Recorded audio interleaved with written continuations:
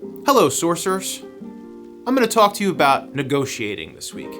And did you ever notice that when you watch negotiation videos on YouTube, there's always someone saying, "This is how you win at a negotiation.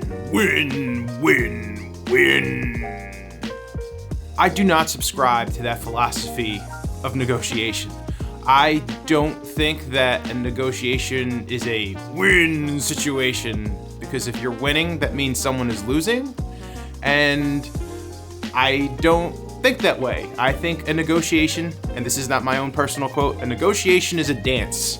And you need a partner, and you both need things out of that dance. And you should both walk away feeling good after you've danced. That's how I feel about negotiation, and I'm gonna talk to you about how to feel good about negotiation. Let's do it.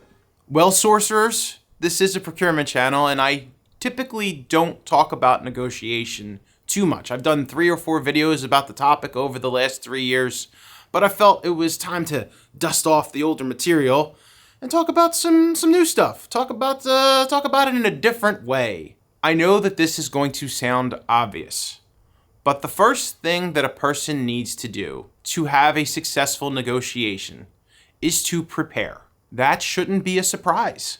But when you are doing procurement and negotiating on behalf of other groups daily, sometimes that prep work gets overlooked. So if you are struggling, if you are feeling frustrated on something that you are currently negotiating, and you can apply this to anything. It doesn't have to be for procurement people, by the way, but I am viewing this from a procurement lens, and I'm going to say some very procurement-y stuff throughout the duration of this video. But you have to prepare. You have to sit down prior to going in and engaging with the other side what you actually want. What does your customer actually want? What are the things that you actually want to achieve? The most obvious thing when people are talking about preparation for a negotiation is price. If I'm going to go off and buy a new car, I probably want to get the best deal for whatever it is that I'm buying. But let's look at the last few years of car buying. There's a shortage of cars, the CPUs aren't around, so they're not making as many cars, and all of the cars that are out in the market right now in 2023, they're going for over list price. So if you have a negotiation strategy where you are going to get at list or under, you may be severely disappointed and disadvantaged. So you have to pivot and think about other things that you may want out of that negotiation for a new car, or you may have to go further from where you live to get the price that you want. Either way, you have to have a strategy and you have to be prepared to do things that you may not normally do. So let's go back to the procurement scenario. Let's go back to preparation. You have to sit down with your customers and you have to understand what the walkaway points are, what aspect of this deal is absolutely untenable, and that you have to walk away. And you also have to prepare to understand who are the competitors, what are the alternatives in this thing that you are attempting to buy and attempting to negotiate. Do you have options? Especially if these aren't major deals where you're doing RFPs, you may have a customer that presents you with a service or a solution, and they're just like, I need to buy this thing and I have a month. You don't always have alternatives. Price may not be the primary thing that you are always negotiating. When you have to back into a solution, it could very well be in your preparation that the things that you are most concerned about are contract terms, SLAs, liabilities, termination clauses. Those might be the things that you are really focused on. It's not about the dollars all the time. So you have to be prepared. You have to lay out what you actually need and what you actually want. And once you figure out what you need or what your customer needs and what your customer wants, sit down and think about what your supplier needs. What does your supplier need for them to walk away and feel good about this negotiation? You don't want your supplier to be in the poorhouse. You want them to make a healthy profit. You don't want to get murdered. You don't want to get taken advantage of in a negotiation. Or if you're in an advantageous situation where you're able to squeeze a supplier at a certain timeline and you get a really, really, really good price and they're not making money on the deal, they're going to start taking shortcuts, and then you're going to end up being miserable in the service and in the management of that solution.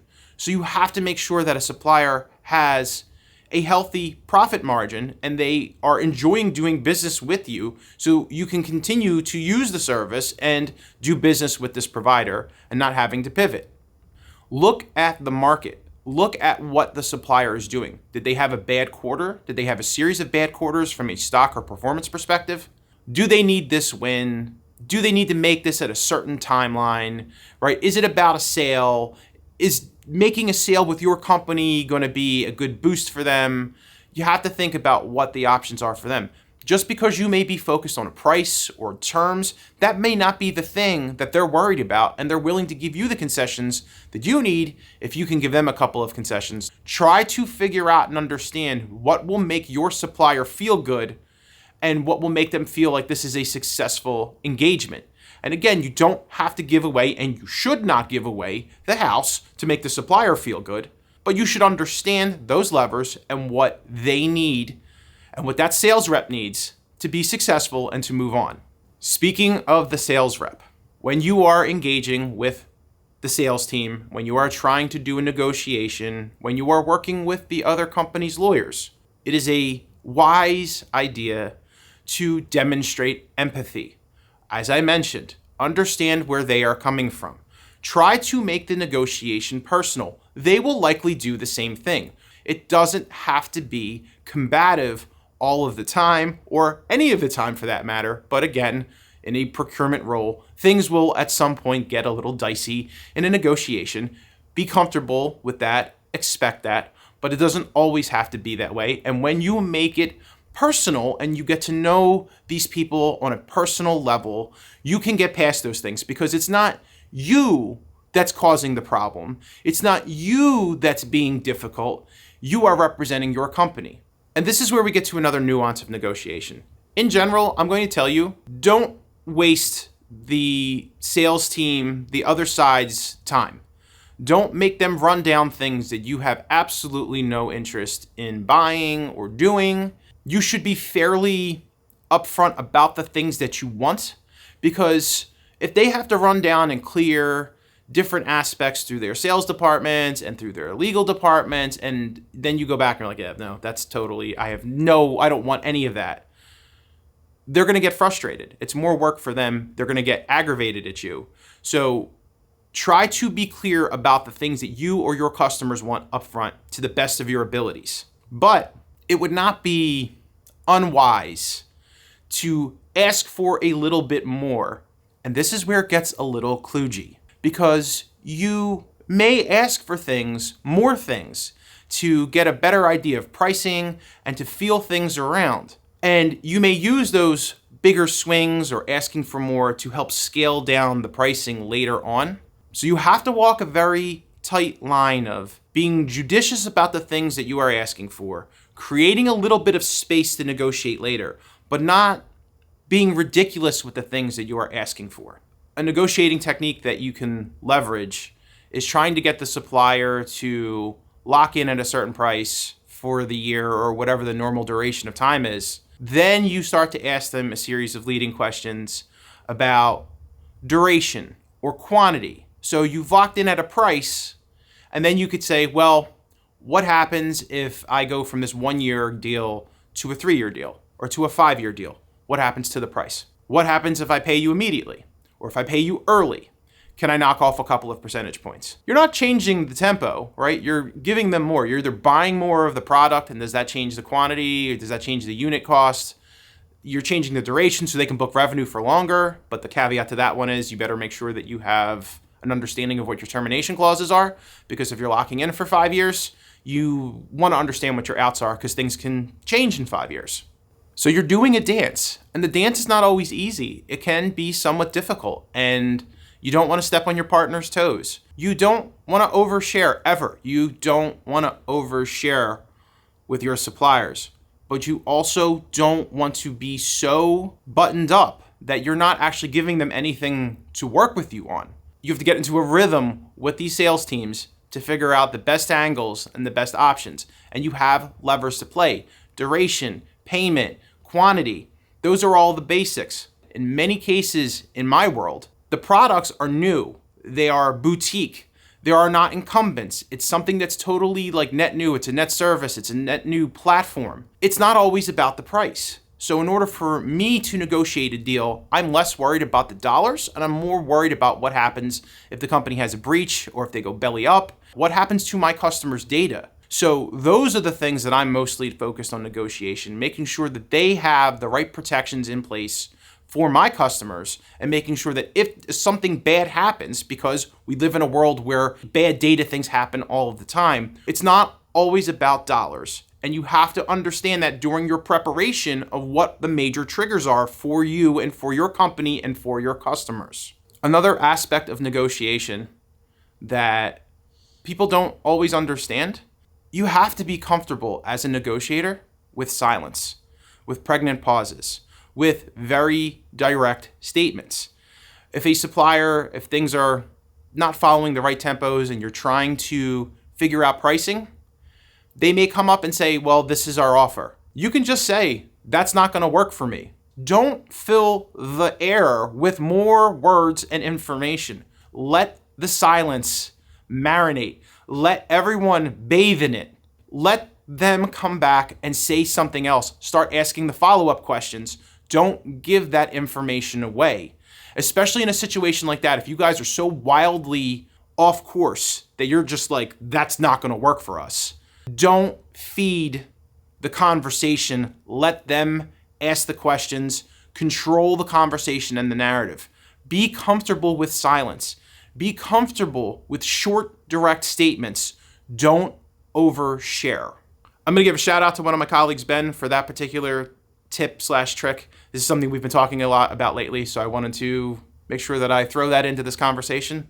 As procurement professionals, as professional negotiators, you have to understand your role in a negotiation. You are negotiating on behalf of someone.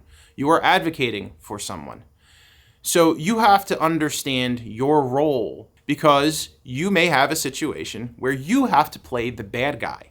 Your customer has to have a relationship with the supplier once that contract is signed. They have to continue to consume the services and use the services. So if there is a situation where someone has to be more forceful, I'm sorry, procurement folks, you should probably play the bad cop in a negotiation. Your customer should be kept innocent so they can continue to have the relationship with the supplier. But here's the thing. You need to talk to your customer. You need to make sure that they understand their role in the situation and that they're not going behind your back and negotiating with the supplier because the supplier is whispering in their ear saying, well, we're never going to get this deal done. We're never going to be able to give you this price. And then they go off and they cut a deal and they make an agreement behind your back. So you have to work with your customers, constantly communicating, constantly educating them. And it's like a movie. It's like a TV show. You should be following a script together and you're both playing your roles in this narrative. But here's something you should never do. Don't make idle threats to a supplier that you're negotiating with, especially if they are an incumbent, especially if you're doing a renewal. If you're in a situation where you're like, I'm just going to walk away, I'm not going to buy your services, and you have no ability to pivot, don't ever say that. Sometimes people get a little cocky, they get a little aggravated, they get a little stressed out on calls, and they're like, well, we're just going to walk away, we're not going to do business. And they're going to know their competition better than you do. They're going to know what your options are. They're going to know what your timelines are. So if you have to do a renewal and it's going to take you a year to get off of their services and you have 4 or 5 months left in the contract, you have a problem, which by the way, you should not do that. So you should always be checking to see when your contracts are expiring and give yourselves plenty of ramp to move or to pivot and to migrate. So if you tell a supplier, oh, well, we're just going to walk away from you, but you need to sign like a 1-year extension or a 6-month extension, they're going to kill you. So don't make an idle threat of a supplier unless you absolutely know you have an alternative and an option and you can move to it relatively quickly. And my final bit of advice is, even after you've signed a contract with a supplier and everything seems to be going fine, check with their competitors, check what your options are, keep them honest. Right? You may have signed a deal, something may have changed from a market perspective, and a year or two into that engagement, you're like, this isn't working, and you need to be able to go back to them intelligently and say, this is why this isn't working, or this is why your price doesn't work anymore. You have competitors.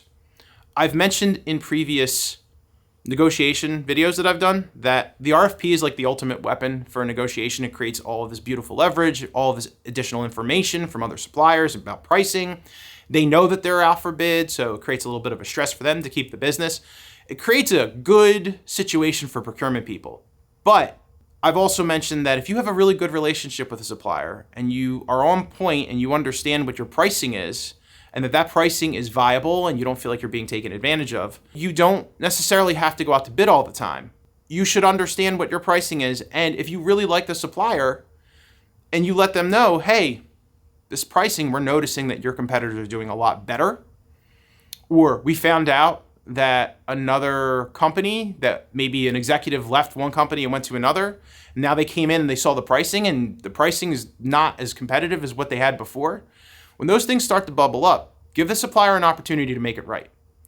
So you can call them out on it. You can, if you have a bit of information and they know that you've done your homework, give them an opportunity to do the right thing. And if they dig in and they don't want to do the right thing, that should also indicate to you that it's a good time to go to an RFP and to look at the market for other options.